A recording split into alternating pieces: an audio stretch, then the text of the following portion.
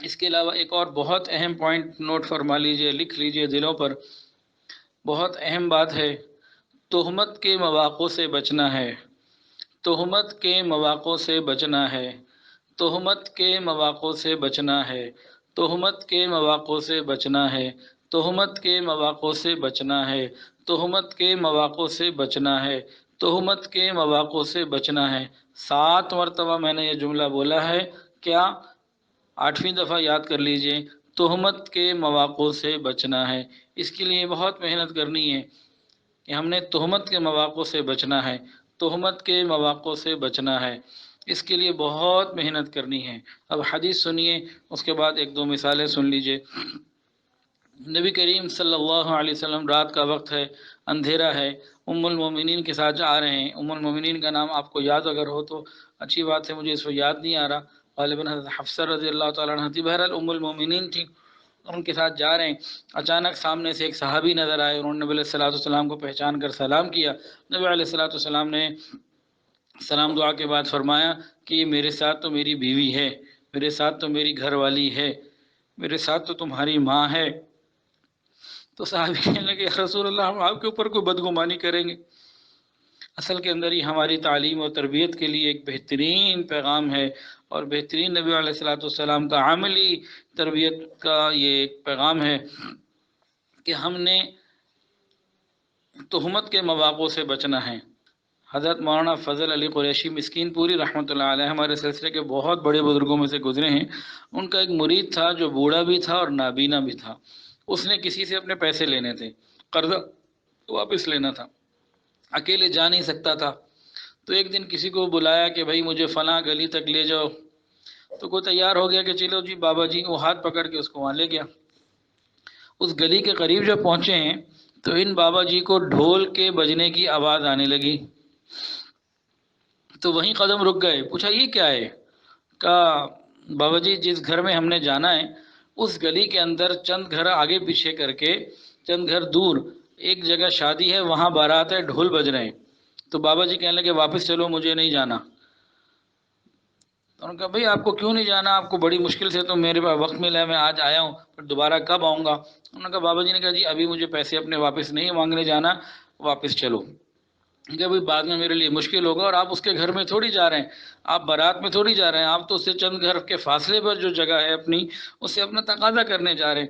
کہنے لگے کہ اگر کوئی مجھے وہاں قریب دیکھ لے گا تو کیا کہے گا کہ فضل علی کا مرید ہے اور بارات کے ڈھول پہ کھڑا ہوا ہے۔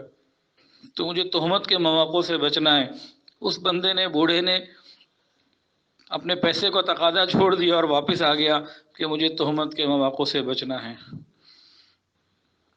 حضرت عمر فاروق رضی اللہ تعالی عنہ ایک مرتبہ اپنے دور خلافت میں گھر کی دہلیز پر بیٹھے ہوئے، سامنے سے کوئی نوجوان، کوئی بندہ گزرا، اس نے سلام کیا، کچھ سلام کر کے آگے چلا گیا۔ کافی دیر کے بعد وہ واپس آیا تو دیکھا امیر المومنین وہیں اپنے گھر کے دروازے پہ ہی بیٹھے ہیں اسی طرح۔ اسے پھر سلام کیا، کہا یا امیر المومنین آج آپ دروازے پر ہی بیٹھے ہیں، خیر تو ہے؟ ان کا بات یہ ہے کہ میری بیٹی حفصہ جو ام المومنین ہے گھر میں اکیلی ہے، اور میری بیوی گھر میں نہیں ہے، تو مجھے نہیں دل کر رہا کہ میں اندر رہوں۔ ان چیزوں سے ہم نے اپنی زندگی کو صاف روشن رکھنا ہے، کسی کو موقع نہیں دینے دینا، اور تہمت کے مواقع سے بچنا ہے۔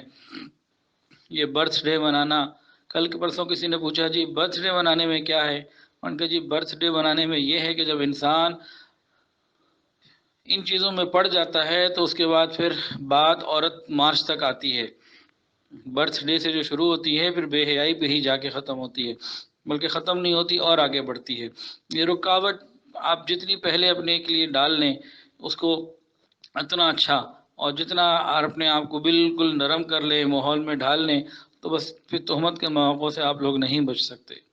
یہ جتنی سختیاں ہونا اپنے اوپر کریں، بازار کا کھانا نہیں کھانا، اپنی ذات پہ سختی رکھیں، اور جتنی سختیاں ہیں اپنی ذات تک رکھیں، دوسروں کے لیے سخت نہیں بننا، دوسروں کے لیے سخت نہیں بننا۔ دوسروں سے مراد عام گھر والے، ملنے والے، متعلقین، ان کی بات کر رہا ہوں، تو ان کے لیے سخت نہیں بننا، ان کے لیے نرم رہنا ہے، ان کو راستے نکال کے دے سکتے ہوں تو ضرور دیں، لیکن ان کو راستے اس لیے دیں کہ وہ قریب آ جائیں اور ان گنجائشوں کو چھوڑ کر تقویٰ کی طرف آ جائیں، حکمت اور بصیرت کے ساتھ، نرمی اور محبت کے ساتھ دوسروں کو قریب کرنا ہے۔ کسی کو تانے نہیں دینے، کسی کو جو ہے نا وہ اس کی بے پردگی، بے حیائی، حتیٰ کہ وہ کھلی بے حیائی بھی کر کے آ جائے تب بھی کو تانے نہیں دینے، اسے قریب کرنا ہے، اسے سینے سے لگانا ہے، اسے محبت دینی ہے، اس کو اللہ کا قرب دینا ہے، اس کو توبہ کا راستہ دکھانا ہے۔ تو یہ اصول یاد رکھیے، سختیاں ساری اپنے لیے ہیں، دوسروں کے لیے نرمیاں کرنی ہیں، آسانیاں پیدا کرنی ہیں، ان کے لیے سخت نہیں بننا۔ وَلَوْ كُنْتَ فَظًّا غَلِيظَ الْقَلْبِ لَانفَضُّوا مِنْ حَوْلِكَ، یہ قرآن میں 4 سپارے میں سورہ آل عمران کی یہ آیت ہے، 4 سپارے کے 2 پاؤ کے 3 رکوع میں۔ اس میں کیا ہے، اللہ نے اپنے محبوب سے فرمایا کہ اگر آپ سخت ہو گئے تو یہ آپ سے دور ہو جائیں گے۔ تو لوگوں کو قریب کرنے کے لیے، لوگوں کو قریب، نئے لوگوں کو جوڑنے کے لیے، قریب کرنے کے لیے نرمی اختیار کرنی ہے، تو سختی کرنی ہے اپنی ذات کے اوپر۔ ہاں، جو اسٹوڈنٹس ہیں، جو انتظامیہ کے لوگ ہیں، پرانے ہو جاتے ہیں، تو تربیت کے اعتبار سے، ماحول کو صحیح رکھنے کے لیے، انتظامی امور کے اعتبار سے جو ذمہ داریاں ہوتی ہیں انہیں پورا کرنا وہ ایک الگ بات ہے۔ یہاں ایک میں عمومی بات کر رہا ہوں کہ ساری سختیاں، پابندیاں اپنے لیے کرنی ہیں اور دوسروں کے لیے نرمیاں کرنی ہیں، قریب کرنا ہے ان کو انشاءاللہ تعالی، اس کا بہت خیال کرنا ہے۔